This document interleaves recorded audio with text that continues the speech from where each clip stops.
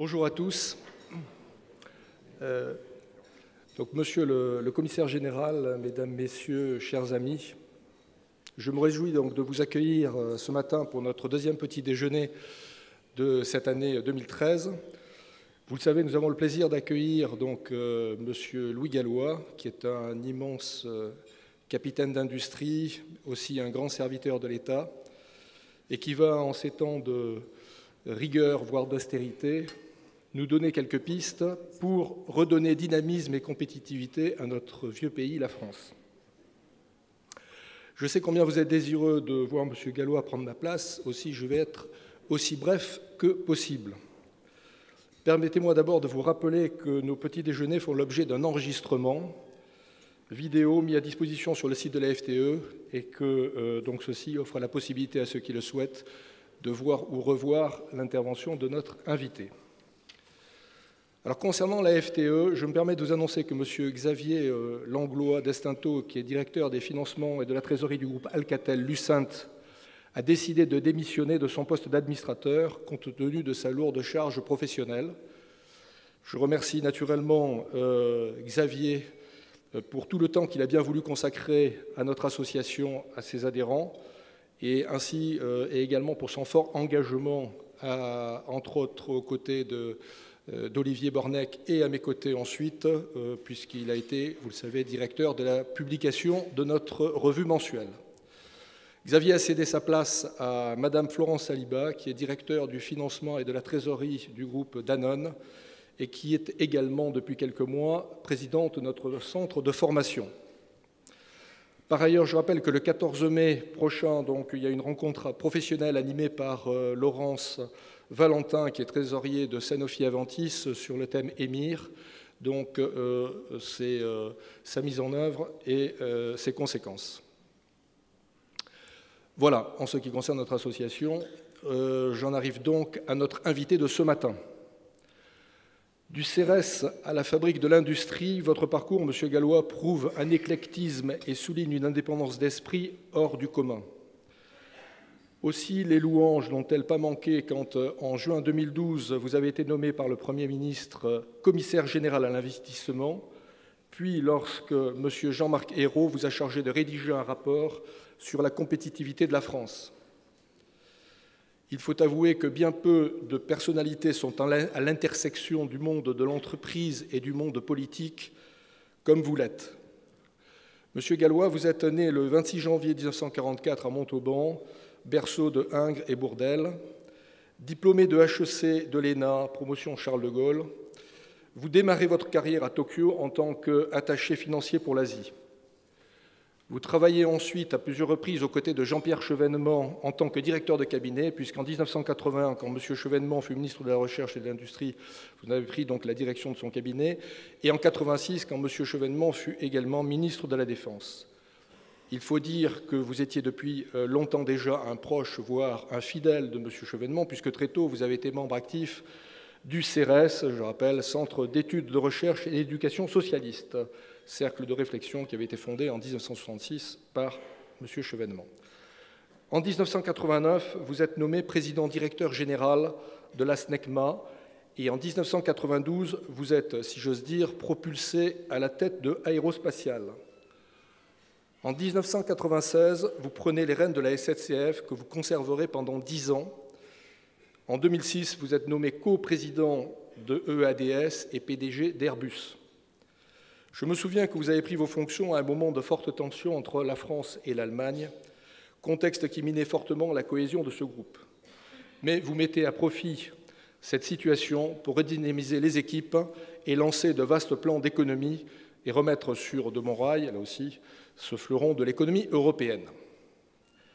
C'est aussi votre expérience aéronautique qui vous sensibilisera à l'importance de la notion de filière et aux problèmes des PME sous-traitantes, question chère à notre association.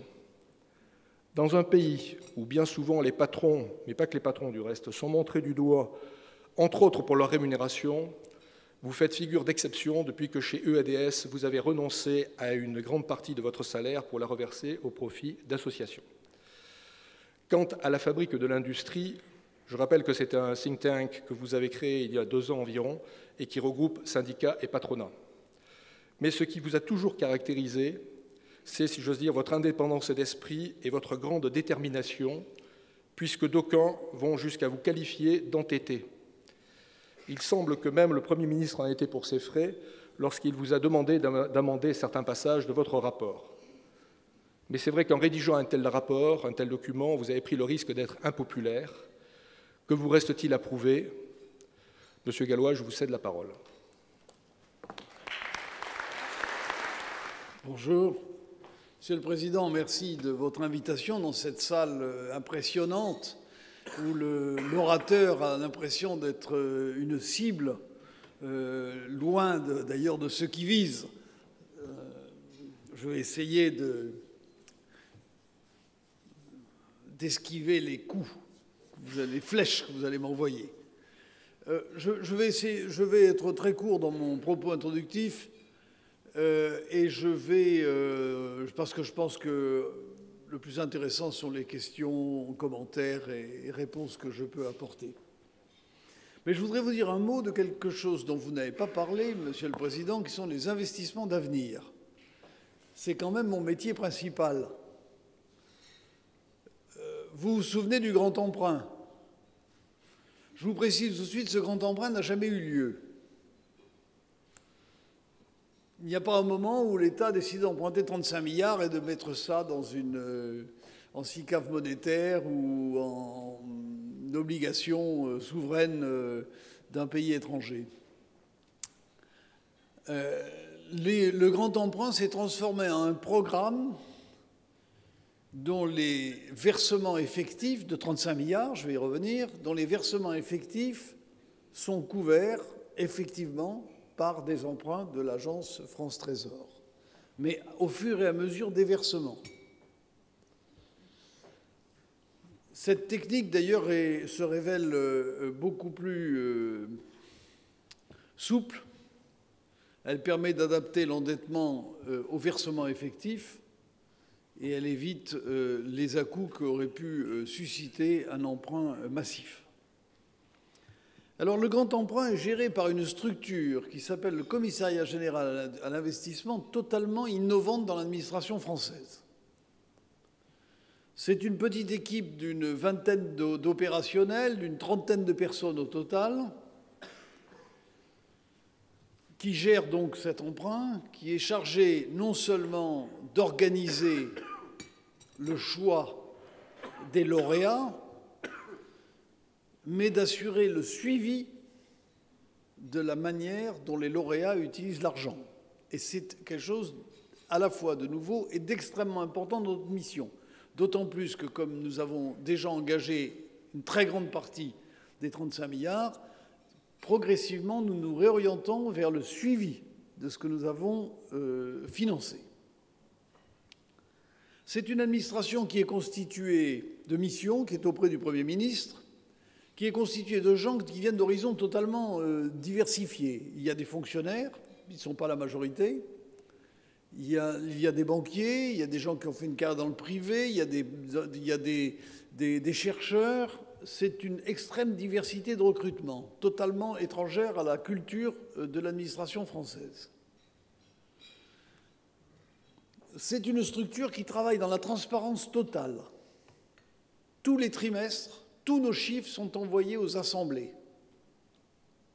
Nous recevons régulièrement les partenaires sociaux pour les informer de l'état d'avancement de nos projets. Nous travaillons en transparence totale avec les ministères. Il n'y a pas de partie cachée dans notre activité.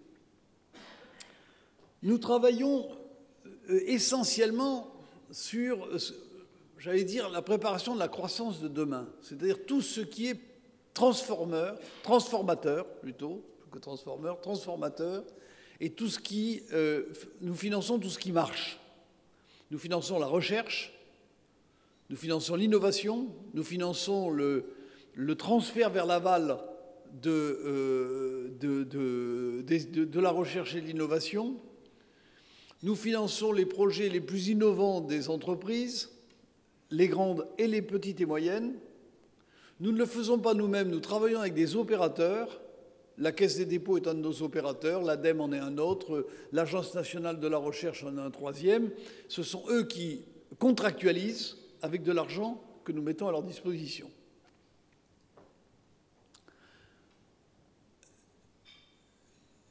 Le travail, nous travaillons essentiellement à travers des jurys qui sélectionnent les projets. L'essentiel du travail se fait avec des jurys constitués pour l'objet que nous visons. Par exemple, lorsqu'il s'agit d'obtenir des rassemblements d'universités autour de projets d'excellence, ce qu'on appelle les initiatives d'excellence, nous avons des jurys internationaux qui choisissent entre les différents candidats qui se présentent. Et nous avons maintenant 8 regroupements d'universités. Je pense d'ailleurs que ça a eu un rôle transformateur formidable. Toutes les universités de Bordeaux se sont regroupées. Toutes les universités de Strasbourg se sont regroupées. Les 17 universités parisiennes vont se regrouper en 4. Je pense que nous faisons, à travers ces investissements d'avenir, bouger tout le monde de la recherche et de l'innovation.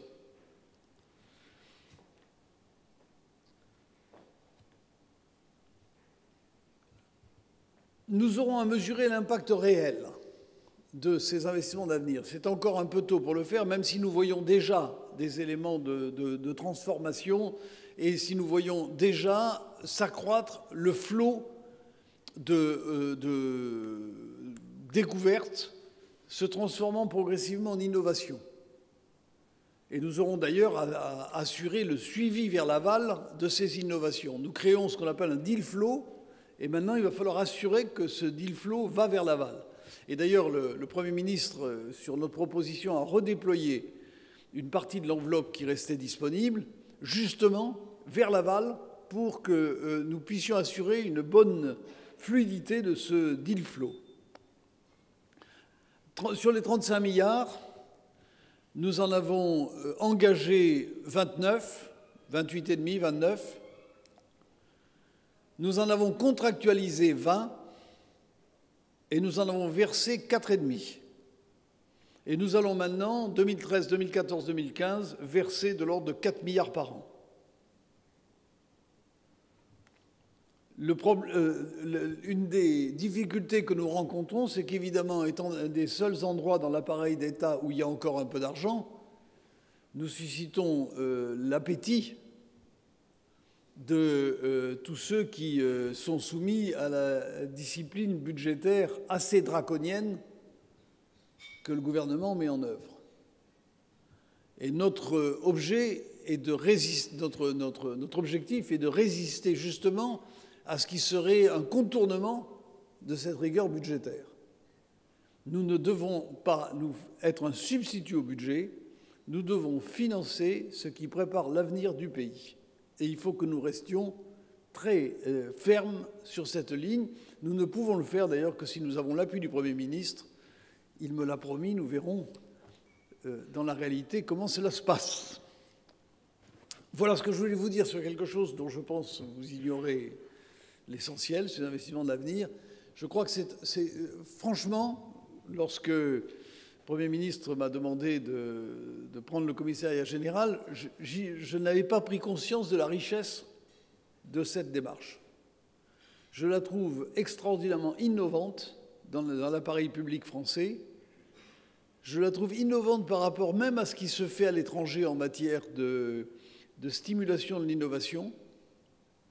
Nous avons d'ailleurs la visite d'un certain nombre de pays étrangers qui s'intéressent à ce que nous faisons, notamment les Britanniques.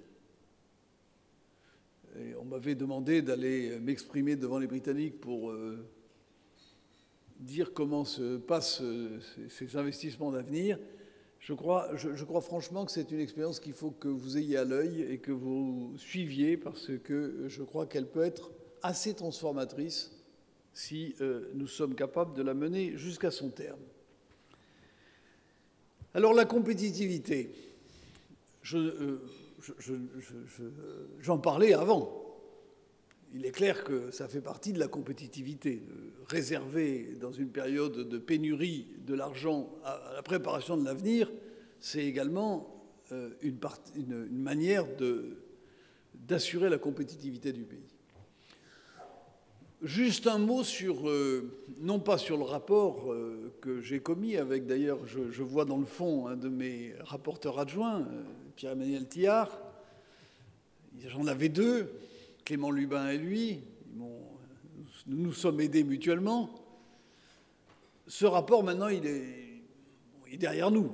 Ce qui est important, c'est ce que le gouvernement en a tiré, c'est-à-dire le pacte de croissance, compétitivité et emploi, qu'il a arrêté le 6 novembre, avec 35 mesures. Le commissariat a été chargé d'assurer le suivi de ces mesures. Donc mes collègues tiennent un document très complet où les mesures sont mises en ligne et leur mise en œuvre dans le temps. On peut considérer que sur les 35 mesures, une dizaine d'entre elles seront complètement opérationnelles au cours du premier semestre. C'est le cas de la BPI, c'est le cas du CICE, c'est le cas de la garantie apportée pour le financement de trésorerie des PME. Une dizaine d'autres mesures seront complètement mises en œuvre au cours du second semestre.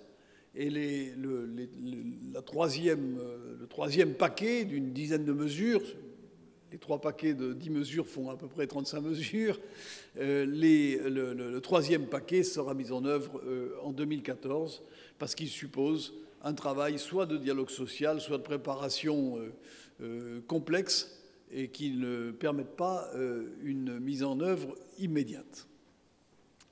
Notre travail, c'est de nous assurer que les ministères qui sont chargés de ces mesures les mettent effectivement en œuvre et qu'aucune n'est laissée au bord de la route. Parce que ces 35 mesures n'ont de sens que si elles sont mises en œuvre ensemble, si elles constituent un paquet.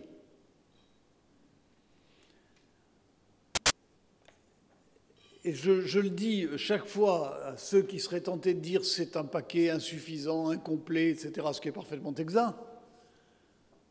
J'ai dit, pour une fois, mettons en œuvre ce qui a été décidé.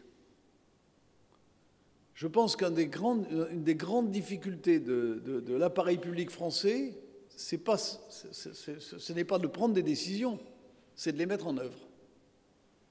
Nous assurer que ces 35 mesures sont toutes mises en œuvre. Je crois que c'est absolument essentiel en termes d'impact global sur la compétitivité. Et avant de lancer de nouveaux trains de mesures, approfondissons celles qui ont été décidées. Il y faudra de la persévérance, certaines vont prendre du temps. Lorsqu'on décide d'augmenter le nombre d'apprentis, ça ne se fait pas en 6 mois, c'est un travail sur 5 ans. Lorsqu'on veut réformer la formation professionnelle, ça prend du temps. Il va falloir des lois, c'est un processus long, mais que rien ne soit oublié. C'est ça qui est absolument essentiel. Et je suis focalisé là-dessus, d'autant plus que nous sommes dans une période de croissance nulle, de dépression européenne. L'Europe est la seule zone déprimée dans le monde, d'ailleurs. C'est une particularité de notre zone économique. Mais il est évident que la mise en œuvre des mesures dans une période de croissance nulle est évidemment plus difficile que lorsque la croissance est forte. Ça m'amène à un dernier mot. Lorsque l'on compare la France et l'Allemagne, il faut se rappeler que les mesures du plan Hartz, dont on nous parle beaucoup, ont été mises en œuvre à un moment où l'économie européenne croissait de 2,5% par an et où l'euro se situe entre 0,9 et 1 $. Je peux vous dire que prendre des virages lorsque l'on a cette vitesse acquise est plus facile que lorsque l'on est immobile. Et la difficulté, l'enjeu actuellement, c'est de travailler sur la compétitivité sans croissance. C'est la très grande difficulté de cette opération. Voilà, je vais en rester là et maintenant je suis prêt à répondre à vos questions ou à écouter vos commentaires d'un public avisé.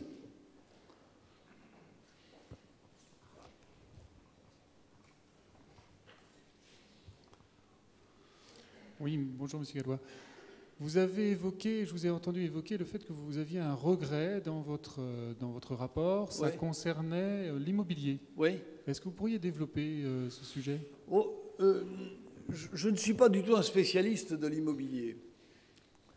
Mais je constate une chose, c'est que le logement représente 25 à 28% du revenu, le coût du logement, 25 à 28% du revenu des Français. Il représente 12 à 15% du revenu des Allemands. La conséquence, c'est une pression sur les salaires évidemment très forte en France, d'autant plus que ce coût du logement n'arrête pas d'augmenter. Cela veut dire aussi moins de mobilité, parce qu'il est très très difficile de se reloger. Et cela veut dire en plus que, par exemple, on ne peut pas augmenter le prix de l'électricité en France pour les ménages. On ne peut pas faire payer aux ménages l'électricité à son vrai prix. Et on ne peut surtout pas faire ce que font les Allemands, c'est faire subventionner les entreprises en matière de coûts d'énergie par les ménages. Parce que les ménages français ne peuvent pas aller au-delà d'un certain seuil, alors que les ménages allemands ont encore de la marge. Donc je crois qu'il y a là un handicap majeur à l'égard de la compétitivité de notre pays. Et c'est un regret pour moi de ne pas avoir mentionné ce sujet. Je l'ai dit d'ailleurs à Madame Duflot, qui a trouvé là cela très réconfortant d'ailleurs. Mais enfin, je ne lui ai pas apporté les crédits dont elle a besoin. Bien que je pense que ça ne soit pas un problème de crédit. L'État dépense 40 milliards par an pour aider le logement. Je me demande s'il n'y a pas un rapport coût-efficacité défavorable. Quand on dépense 40 milliards d'euros et qu'on a le résultat que nous connaissons actuellement en France, on se dit qu'il y a un vrai problème dans le système de soutien au logement. Et on peut se demander si le blocage pour la construction de logements dépend vraiment des financements ou s'il dépend d'autres éléments comme la politique d'urbanisme des collectivités territoriales, la disponibilité du foncier, etc.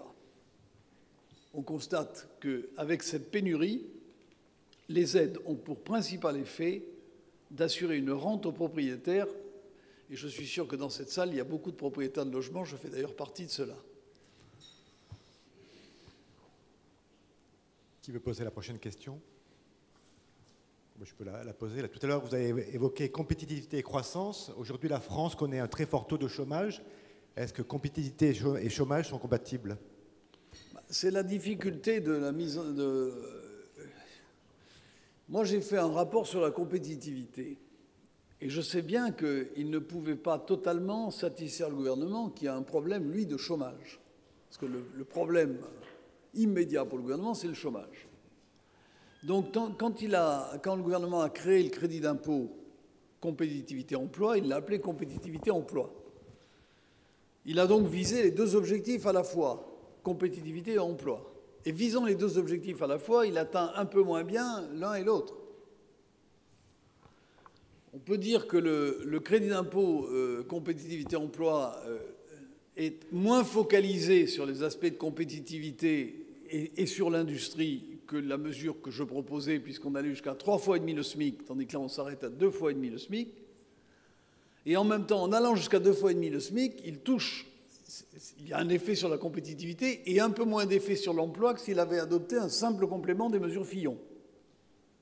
C'est-à-dire jusqu'à 1,6 fois le SMIC. Donc, le gouvernement a eu là une difficulté pour ajuster le tir. Il a voulu faire une mesure qui puisse atteindre les deux objectifs à la fois, et clairement, ça les atteint un peu moins bien, mais je comprends assez bien le dilemme dans lequel il était. Et vous avez donc raison de dire, les mesures de lutte contre le chômage ne sont pas obligatoirement des mesures qui assurent la compétitivité. Or, pour le gouvernement, la priorité, c'est quand même la lutte contre le chômage. Monsieur Simon. Oui, non, je voulais juste poser la question suivante. Le temps du politique n'est pas le même que celui des réformes de structure et de l'économie. Comment on fait pour gérer les périodes transitoires? Il n'y a pas de miracle. Je pense que le gouvernement a été assez rapide, puisqu'il a adopté le 6 novembre certaines des mesures que je proposais le 5. Donc on ne peut pas dire qu'il est traîné. D'ailleurs, je pense qu'il avait pris un petit temps d'avance. La mise en place des mesures est longue, inévitablement. Regardez l'accord national interprofessionnel du 11 janvier. Cet accord national interprofessionnel que je soutiens, dont je considère qu'il est une avancée extrêmement significative, je le mets d'ailleurs en parallèle avec le pacte de compétitivité, je pense que les deux constituent un ensemble. Cet accord, pour être mis en œuvre, va donner lieu à un certain nombre de négociations qui vont prendre toute l'année. Pas se faire d'illusions, toute l'année. La mise en place du crédit personnel de formation, c'est une affaire qui va prendre plus d'1 an. Et pendant ce temps-là, la compétition ne s'arrête pas. Et nos problèmes de compétitivité demeurent. C'est vrai que dans la démocratie, le temps du politique n'est pas le temps de l'économie. Ce n'est pas vrai qu'en France. C'est vrai aussi ailleurs.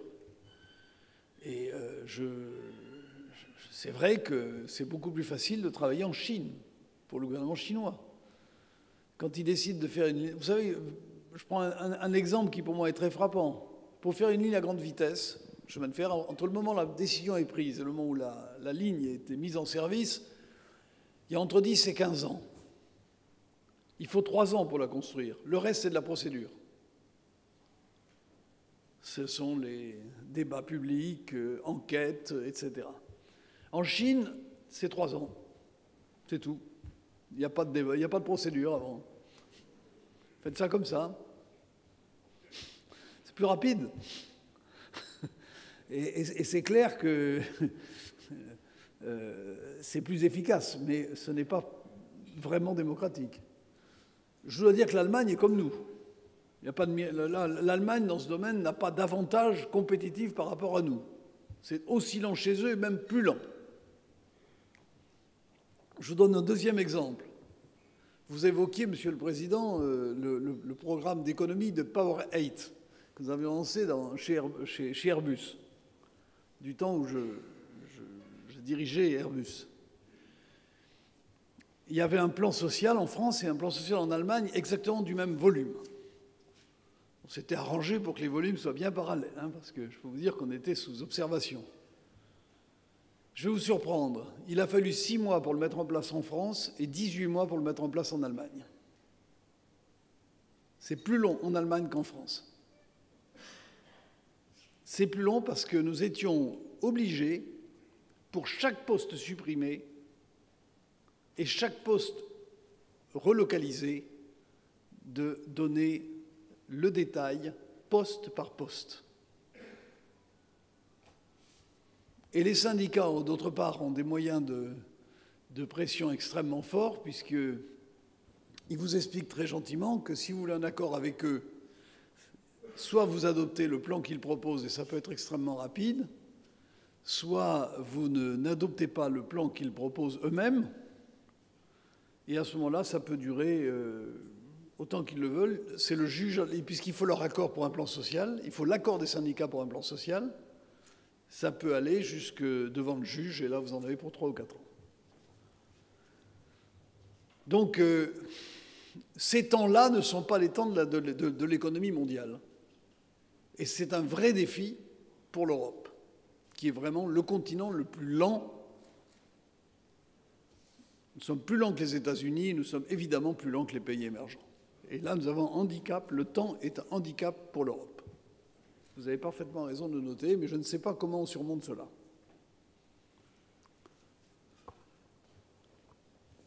Je n'ai pas lu tout votre rapport, mais il y a Vous avez eu tort.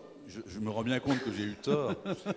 Dans une interview récente... Non, je suis en riant. Dans une interview récente, le président de la République a eu une formule choc qui était le choc des simplifications. Oui. Alors quand on est citoyen, salarié ou entrepreneur en France, on est effaré par l'accumulation de textes. Et c'est devenu d'ailleurs de façon intéressante. Dans certains journaux, aujourd'hui, on commente la taille du Code du travail français par rapport à celui que nos voisins suisses ont. Moi, j'ai connu le Code des impôts à Singapour, ça faisait 68 pages à l'époque. Et là, on peut dire qu'un citoyen est censé connaître la loi.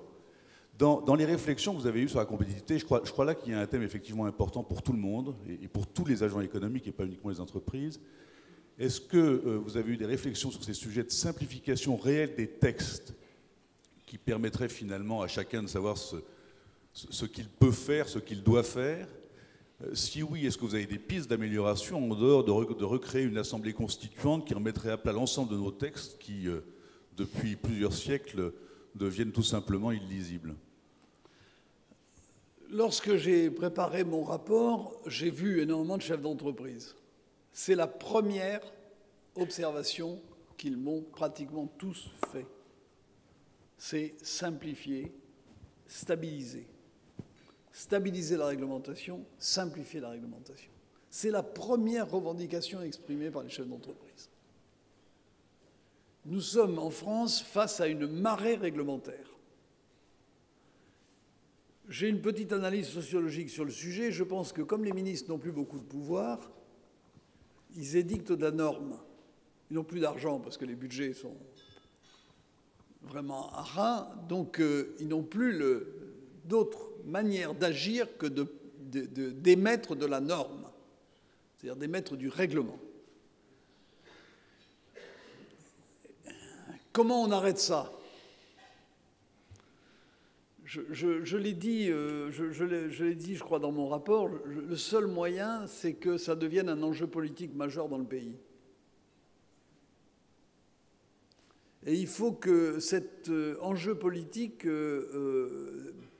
s'impose à d'autres enjeux politiques. Je vais peut-être pas vous faire frémir, mais dans d'autres assistances, je ferai frémir. La réglementation environnementale devient absolument insupportable. Une entreprise connue qui s'appelle Paprec Vibrac, qui est connue parce que son bateau a perdu sa quille dans le Vendée Globe avec Jean-Pierre Dick. Comme ça que cette entreprise est venue à la notoriété. C'est une entreprise de recyclage de déchets industriels. Et le patron de cette entreprise m'expliquait que sur les 8 premiers mois de 2012, on s'est arrêté aux 8 premiers mois parce que je l'ai vu au mois de septembre, donc je suis sûr que ça a continué après, 40 modifications de la réglementation sur les déchets industriels en France. La taxe professionnelle a été changée 68 fois en 35 ans. C'est-à-dire plus de 2 modifications par an, un peu moins de 2 modifications par an. Premier élément, l'extraordinaire complexité. Deuxième élément, l'instabilité et donc l'imprévisibilité de cette réglementation. Il faut que ça devienne un enjeu politique. Je pense que le président de la République a bien fait de dire choc de simplification, mais maintenant il faut le mettre en œuvre. Il va falloir abattre des pans entiers de réglementation. Chacun d'entre nous a 1000 anecdotes à raconter, que ça touche à l'urbanisme, au logement,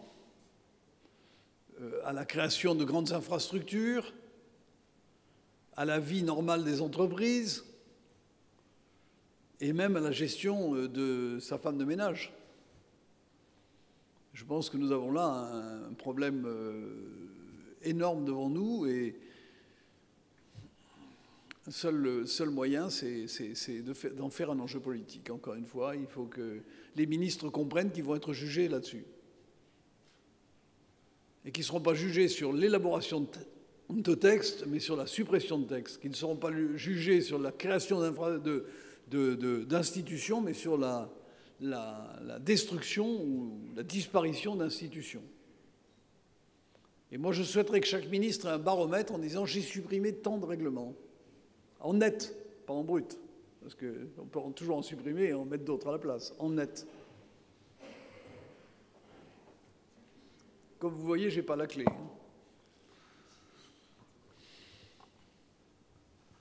Quel bilan vous tirez des pôles de compétitivité? Globalement positif. Je trouve que ces pôles de compétitivité ont permis à des entreprises qui étaient isolées de trouver des partenariats. Nous constatons qu'un certain nombre d'entre eux ont vraiment été très productifs en matière d'innovation et que maintenant il faut que nous gérions le flot vers l'aval. Et d'ailleurs, dans le redéploiement des investissements d'avenir, 120 millions, je crois, ont été dédiés justement à l'aval des pôles de compétitivité. Certains dont j'ai été ont pensé pendant un certain temps qu'il y en avait trop. Il y en a 71. Je suis revenu sur cette idée.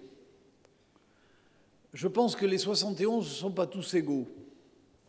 Il y a des pôles de compétitivité qui ont une taille nationale, voire internationale. C'est le pôle de compétitivité aéronautique espace de Aerospace Valley à Toulouse. C'est le pôle de compétitivité systématique en Île-de-France. Ce sont de grands pôles qui réunissent systématique ces 600 entreprises qui sont rassemblées. Ces pôles ont une taille internationale. Et puis il y a des pôles qui sont régionaux. Le pôle de la porcelaine à Limoges est régional. Mais je ne vois pas pourquoi on ferait disparaître le pôle de la porcelaine à Limoges alors que c'est la première fois que travaillent ensemble les porcelainiers de Limoges, l'université de Limoges, qui a une spécialité céramique, et Imerys, le fournisseur de kaolin. C'est la première fois qu'ils travaillent ensemble. Alors ils ne vont pas produire quelque chose qui va bouleversifier le monde dans lequel nous vivons. Mais cela met cet ensemble en synergie. Et je pense que c'est positif.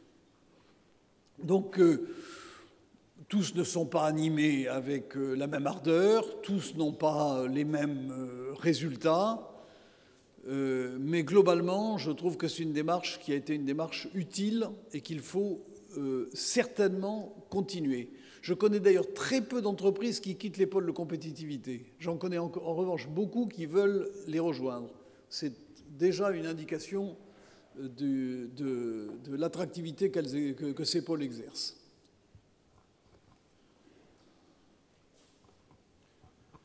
Un des aspects préoccupants de notre situation actuelle est qu'en dehors des fluctuations de la conjoncture, la croissance potentielle de notre économie est faible. Les économistes, il y en a quelques-uns ici de très connus, nous disent qu'elle est autour de 1%, ce qui est vraiment très peu, puisque si on défalque la croissance démographique, ça veut dire une progression de pouvoir d'achat d'1,5% par an au maximum. Il faut évidemment que cette situation change. Est-ce que les investissements d'avenir peuvent faire bouger le curseur? À quel horizon? Dans quelle proportion? Et sinon, quelles autres mesures peut-on imaginer? Philippe, tu as tout à fait raison. C'est un sujet de préoccupation. Notre croissance potentielle diminue. C'est dû au fait que la productivité globale des facteurs ne progresse pas en France actuellement. C'est un vrai sujet de préoccupation. Ne progresse pas beaucoup en Europe, mais ne progresse pas en France. Pour faire progresser cette productivité globale des facteurs, il faut certainement investir dans la productivité. Vous savez que nous manquons de robots, par exemple. 33 000 robots en France, plus de 60 000 en Italie, 150 000 en Allemagne. Donc il y a de la réserve. D'autant plus que la génération de robots que nous utilisons est plus ancienne que celle utilisée en Italie ou en Allemagne. Je pense que l'innovation, et c'est là-dessus que travaillent plutôt les investissements d'avenir, est également un facteur de gain de croissance potentielle. Donc il faut jouer innovation, il faut jouer productivité, innovation, il n'y a pas de miracle. Et il faut probablement aussi accroître le taux d'emploi des Français. Les Français rentrent trop tard sur le marché du travail et en sortent trop tôt. C'est une limitation à notre croissance potentielle. Donc il faut travailler sur tous les trois facteurs de la fonction Cobb-Douglas. Je parle sous le contrôle des économistes avec une prudence extrême, n'êtes pas, camarades? Mais peut-être que Medbez peut intervenir sur ce sujet. Il est plus brillant que moi sur la fonction comme Douglas.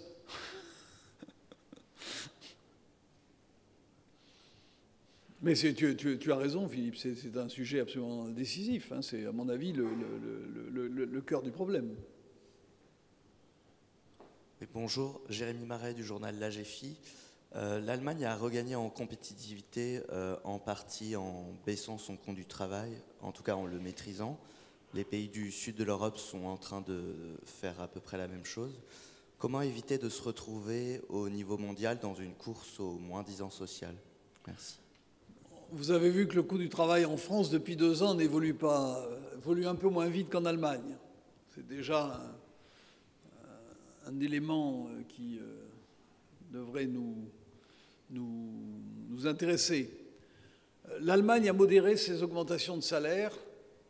C'est un premier facteur qui, sur les 10 dernières années, jusqu'à 2010-2011, ils ont modéré les augmentations de salaire, mais je reviendrai sur ce point.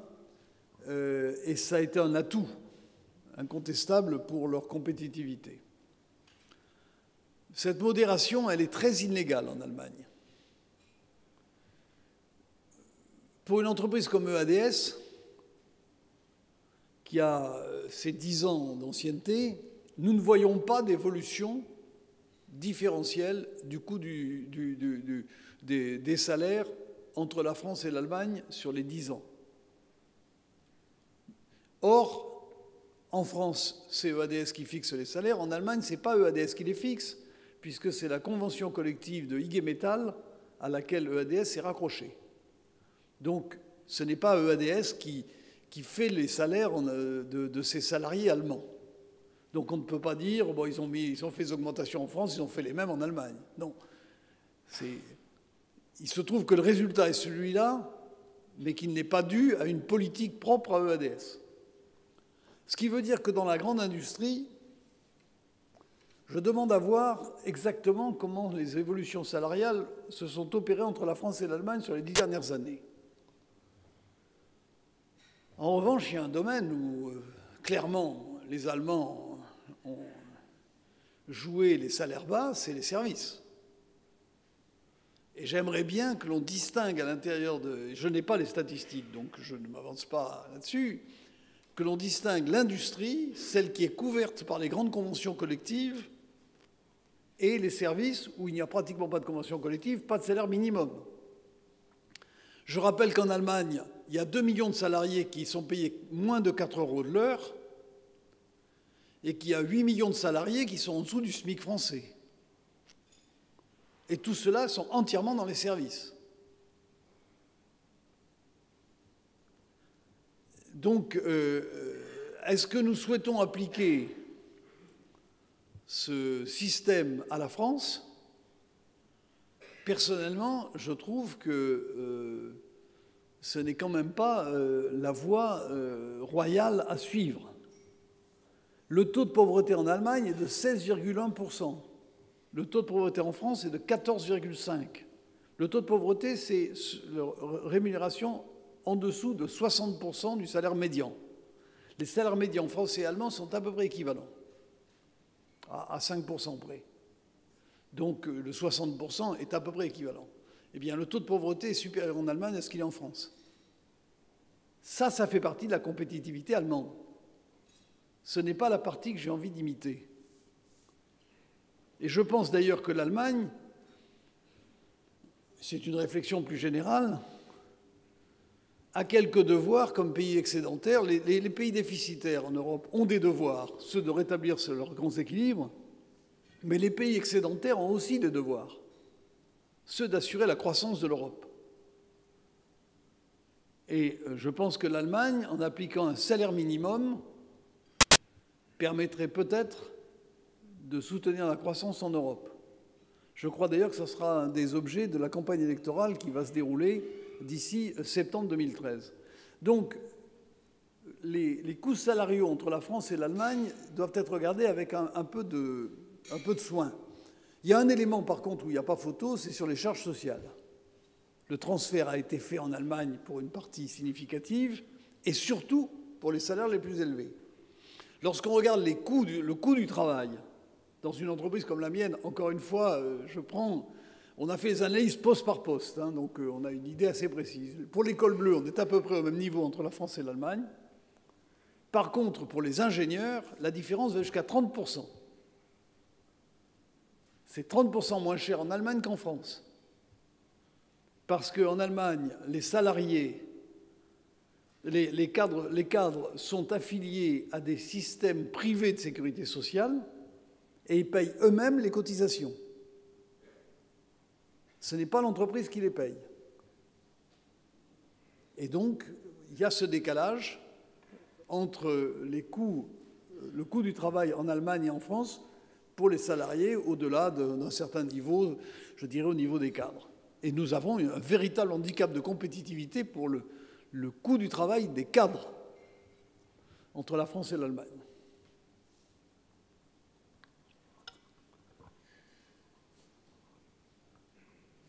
Oui, bonjour Monsieur Gallois.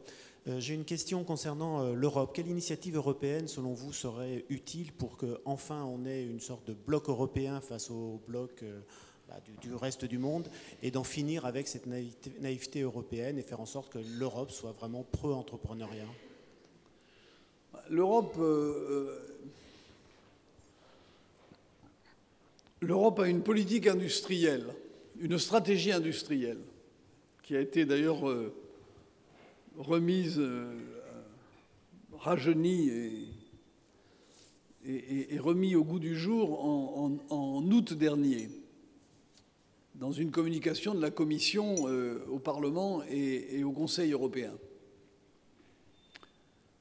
Cette stratégie européenne est tellement pleine de bons sentiments que, évidemment, la lecture de ce texte ne suscite aucune objection. Il n'y a aucune aspérité dans ce texte.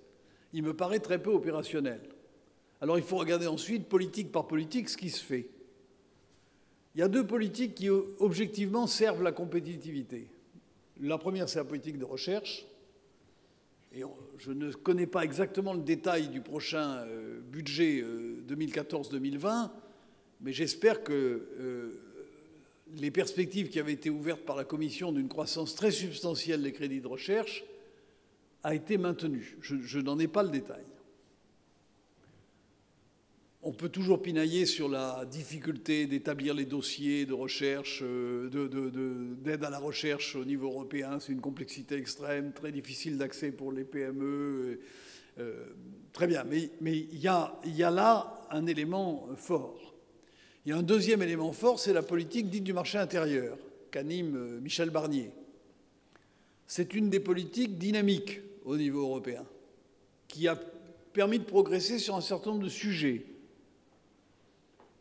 La loi bancaire, bien sûr, mais enfin l'harmonisation bancaire, qui est importante. Je crois que le fait d'assurer la supervision des banques au niveau européen est une avancée très significative. La création du brevet européen, serpent de mer depuis 30 ans, enfin acquise. Il faut maintenant que le Parlement le vote. Il y a un certain nombre d'éléments donc, qui ont avancé. Il y a deux politiques sur lesquelles il ne se passe rien et qui sont dramatiques. La première, c'est la politique de l'énergie. Nous ne sommes même pas capables d'échanger des informations sur nos perspectives de transition énergétique entre la France, l'Allemagne, la Grande-Bretagne, l'Italie et l'Espagne, les pays qui comptent dans ce domaine. Il n'y a même pas cet échange d'informations. Donc c'est le zéro absolu en politique d'énergie. La politique des matières premières, également zéro quasiment absolu. Alors que la Chine, les États-Unis et la Russie sont en train de mettre en œuvre de véritables politiques de contrôle de leurs approvisionnements en matières premières. Nous allons dépendre de ces blocs. Et puis il y a trois politiques dont je considère qu'elles posent des problèmes, qu'elles doivent être regardées de près. Il y a la politique de la concurrence, qui est une politique qui est sous le seul contrôle de la Cour de justice européenne et qui donc a été complètement juridicisée. C'est-à-dire que pour échapper aux foudres de la Cour de justice, la Commission c'est une de ses compétences régaliennes, la Commission veille à la qualité juridique des dossiers, au détriment manifeste de l'analyse économique, puisqu'on se fonde sur des textes qui ont parfois 20 ans d'âge et qui donc ne sont plus adaptés à l'évolution de la compétition internationale. La deuxième politique qui pose des problèmes, c'est celle du commerce extérieur.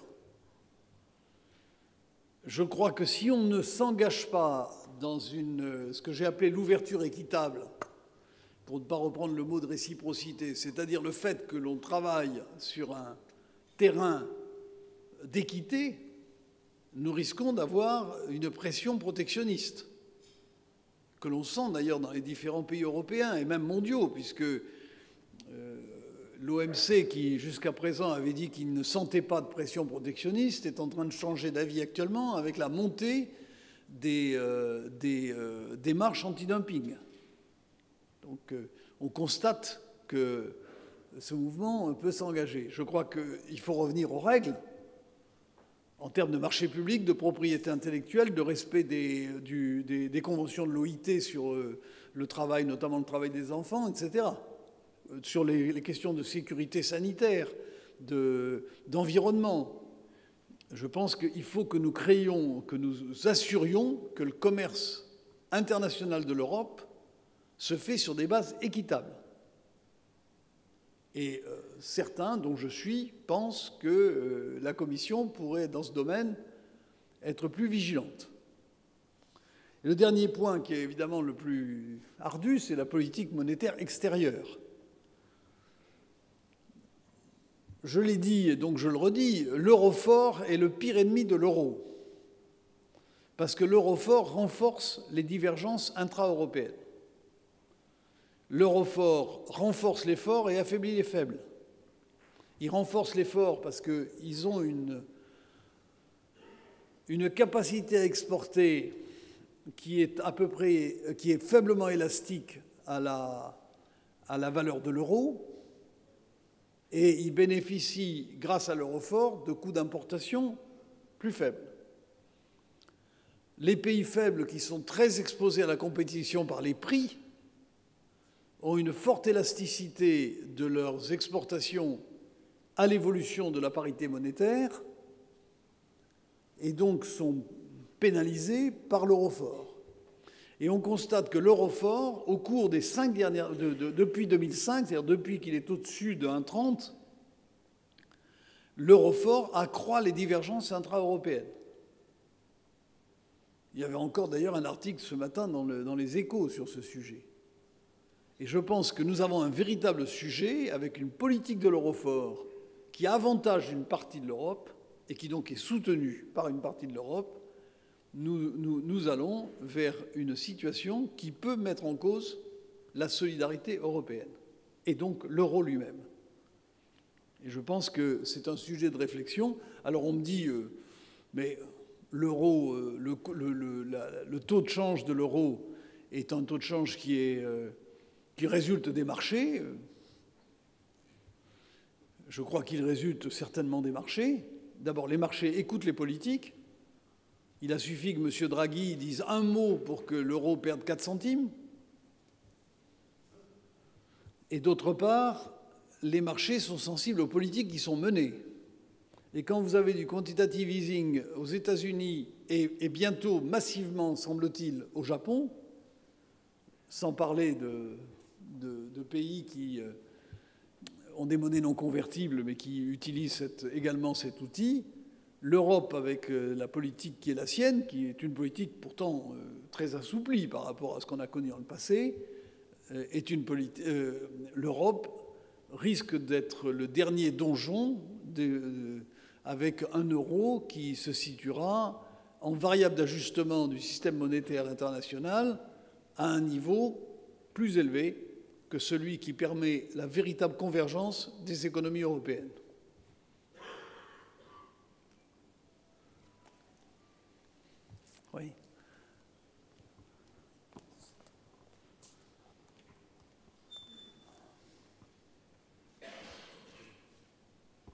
Oui. Oui, merci Alain Piton pour Paris Europlace. Vous avez mentionné tout à l'heure l'industrie bancaire. Dans votre rapport, il y a des éléments sur l'orientation de l'épargne financière. Est-ce que vous ne pensez pas qu'il y a un travail à faire, alors je ne sais pas si c'est un Galois 2 ou pas, sur la compétitivité de notre industrie financière? On sait qu'il y a pas mal de menaces aujourd'hui. Alors il y a la fameuse TTF, on en avait parlé il y a quelques temps avec Jean Hérault d'ailleurs ici dans cette salle. Il y a d'autres sujets, notamment de level playing field avec les États-Unis. Mais il y a pas mal de sujets, donc de points en tout cas qui seraient à regarder sur la compétitivité de l'industrie financière, parce qu'il y a des enjeux évidemment sur le financement de l'économie. Il y en a aussi, je crois, en termes de souveraineté financière de notre pays. Merci. Oui, je ne suis pas un vrai spécialiste de cette question, et vous l'êtes beaucoup plus que moi. D'abord, je dois dire que la réforme bancaire qui est actuellement, je crois qu'elle n'a pas été complètement adoptée encore par le Parlement, mais elle est en voie d'être adoptée, est une réforme bancaire qui préserve l'essentiel, c'est-à-dire la capacité des banques universelles françaises face à des tentatives qui consistaient à couper clairement en deux notre système bancaire, entre les banques d'investissement d'un côté et les banques de dépôt de l'autre, au bénéfice de ceux qui ont intérêt à cette coupure, c'est-à-dire essentiellement les places financières anglo-saxonnes et notamment la place de Londres. Je pense que les banques universelles françaises se sont plutôt bien comportées dans la crise, qu'elles ont montré qu'elles avaient un système de supervision qui était, et de contrôle des risques qui était satisfaisant. Je ne vois pas à quel titre on aurait dû les pénaliser par rapport à des banques qui se sont beaucoup moins bien comportées, et surtout par rapport à des réformes qui visent essentiellement à préserver la capacité de la cité à continuer comme avant son travail. Alors, ensuite, ma préoccupation dans le sens que vous évoquez, c'est que les règles prudentielles qui vont s'appliquer aux banques, à travers Bâle III, vont limiter la capacité de crédit des banques. Et donc, les entreprises vont être de plus en plus amenées à aller sur le marché financier. Vous savez qu'en Europe, les entreprises sont plutôt financées par les banques et peu par le marché financier. C'est exactement l'inverse des États-Unis. Et je pense que les règles prudentielles vont déplacer le curseur. Le problème, c'est que les marchés financiers en Europe, et notamment le marché financier français, ne sont pas des marchés profonds. La ressource n'y est pas très abondante. Et d'autre part, les vecteurs qui permettront à des entreprises de taille moyenne ou petite d'accéder au financement du marché financier ne sont pas mis en place pour le moment. Alors j'ai vu que Madame Berger et Monsieur Lefebvre ont remis leur rapport en proposant deux choses qui me paraissent plutôt aller dans le bon sens, je dois dire honnêtement. Ce n'est pas exactement ce que j'avais proposé dans mon rapport, mais plutôt aller dans le bon sens, qui consiste à créer un nouveau contrat en euros, mais avec d'assurance vie en euros, mais avec une focalisation sur les actions, donc à mi-chemin entre les contrats en euros et les contrats en unité de compte, et un avantage fiscal, ou tout au moins une pénalisation fiscale pour les contrats les plus importants qui resteraient en euros, purement en euros. Moi, j'avais proposé un système qui me paraissait un peu plus simple, mais la différence, je ne suis pas capable de l'évaluer parce que je ne suis pas un spécialiste. J'avais proposé seulement qu'on donne un avantage fiscal aux contrats en unité de compte, qui sont des contrats placés en actions, par rapport aux contrats en euros. Là, on crée un troisième contrat. Très bien, mais ça va dans le même sens. Il s'agit d'orienter une partie de l'épargne, de placer en assurance vie vers les placements actions. Et la seconde chose, c'est la création d'un PEA-PME qui, lui, peut créer une certaine liquidité pour des marchés d'actions de PME. Alors, est-ce qu'on sera capable de créer des bourses des PME ? Jean-François Théodore serait mieux placé que moi pour se prononcer sur ce sujet. Ça n'a jamais très bien marché en France. Donc je ne sais pas s'il y a de la perspective, mais vous êtes mieux placé que moi pour le savoir. Je vais prendre une dernière question, je suis désolé parce qu'il faut que je m'en aille. Oui, merci. Monsieur Gallois, bonjour. Christine Debut, HSBC. J'ai une question concernant l'attractivité de la France, plus particulièrement, et les investissements étrangers. Le pacte national de croissance doit renforcer les investissements étrangers en France et permettre notamment la création d'emplois et d'implantation. Quel est, selon vous, le ou les principaux freins à aujourd'hui par rapport aux autres pays qui nous entourent des investissements étrangers et des implantations en France? Bon, d'abord, la France a toujours eu une capacité d'attraction des capitaux assez forte, puisque nous étions un des pays, peut-être le pays d'ailleurs d'Europe, où les investissements étrangers étaient les plus importants. Je sais bien qu'actuellement, la France n'a pas très bonne réputation. Je souhaite d'ailleurs que les Français, lorsqu'ils sont à l'étranger, n'alimentent pas cette mauvaise réputation. Et quand je dis ça, ce n'est pas une litote, c'est la réalité. Je pense qu'il y a un peu de patriotisme qu'il faut que nous mettions en œuvre dans ce domaine. Je sais bien qu'il y a un peu de French bashing actuellement. Il appartient d'abord aux politiques de montrer qu'ils font ce qu'ils disent et disent ce qu'ils font. Ça, c'est leur métier, d'assurer de la clarté, de la visibilité, de la profondeur de champ à leur politique pour sécuriser les investisseurs. Je ne me mets pas à leur place, mais ça, c'est leur métier. Mais je pense aussi que dans nos responsabilités et où nous sommes, nous ne devons pas en rajouter dans le French bashing. Je reçois beaucoup d'investisseurs, je fais quelques banques aimables font pour moi des réunions qui ressemblent un peu à mes anciens roadshows. Je sens bien les questions qui sont posées. J'essaye d'y répondre aussi honnêtement que possible. Je ne dis pas que la France soit un pays idyllique. Mais je dis aussi que la France a des atouts extrêmement puissants et qui peuvent intéresser un investisseur, d'autant plus que c'est peut-être même le moment d'investir dans notre pays. Mais notre responsabilité à tous est engagée dans cette affaire. Je le dis assez nettement parce que je suis choqué par ce que j'entends, en France et à l'étranger, de la part de Français. Voilà, sur cette note pas très positive, je vais en rester là et je vous remercie de votre attention.